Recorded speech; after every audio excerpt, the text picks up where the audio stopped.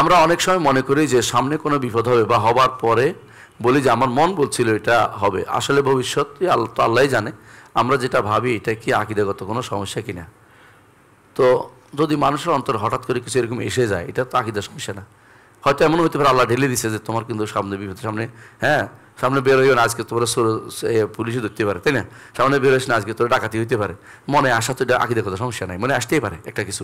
কিন্তু যদি মনে করেন যে আমার ওলি আল্লাহ আমার মনে ঢেলে দিছে, অথবা আমার জিনে আমার অন্তর ঢেলে দিছে, তাহলে শুধু কাফের হয়ে যাবেন, সঙ্গে সঙ্গে কাফের। বুঝা গেল দাদা? মনের মধ্যে এসে গেছে, এখন আপনি যদি কুলক্ষণ হয় তখন শিরক হবে। কিন্তু কুলক্ষণ বুঝলেন কিনা? কালো একটা দেখছেন, এখন মনে করছেন সকালে বেরোলাম কালো মানুষটা দেখলাম অথবা কালো কাক দেখলাম, আমার আজকে জীবনটা কেমন যাবে, তো শিরক হয়ে গেছে সঙ্গে সঙ্গে। হ্যাঁ, কিন্তু মনে মনে এমনি ভয়ের আসছে, আজকে বের হচ্ছি কিছুই শরীর খারাপ লাগতেছে, জানি না কি হয়।